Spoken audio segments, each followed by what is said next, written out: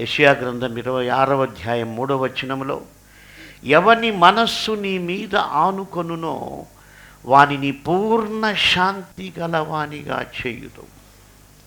అంటే ఇప్పుడు మన మనస్సు వాక్యం పైన ఆనుకోవాలి. అంటే నీ మనస్సు వాక్యం పైన ఆనుకున్నప్పుడు ఏమవుతుందంటే ఆ వాక్యం నీ జీవితానికి ప్రాకారం అవుతుంది.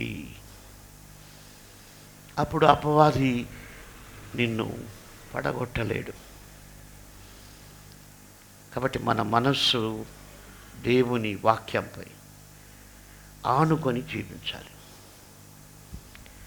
యేసుక్రీస్తు ప్రభు మన కొరకు శిలువపై రక్తం కార్చి చనిపోయి తిరిగి లేచినటువంటి దేవుడు. ఆయన బోధించింది ఏంటంటే, మీరు నా మాటలపై మీ ఆత్మీయ జీవితాన్ని కట్టుకోండి. ఎందుకంటే నా మాటలు నీకు భద్రతనిస్తాయి.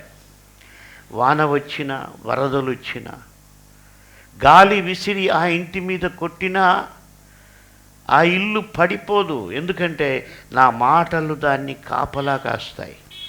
నా మాటలు అన్నటువంటి బండపైన నువ్వు కట్టబడతావు, అప్పుడు అది కూలిపోదు. అలా కాకుండా ఏదో ఒక సిద్ధాంతం పైన చాలామంది డెనామినేషన్ని హైలైట్ చేసేవాళ్ళు ఉన్నారు, లేకపోతే వాళ్ళు ఇష్టపడినటువంటి సేవకుల్ని హైలైట్ చేసేవాళ్ళు ఉన్నారు. నేనేమంటానంటే ఆ యొక్క విశ్వాసాలకి గ్యారంటీ లేదు.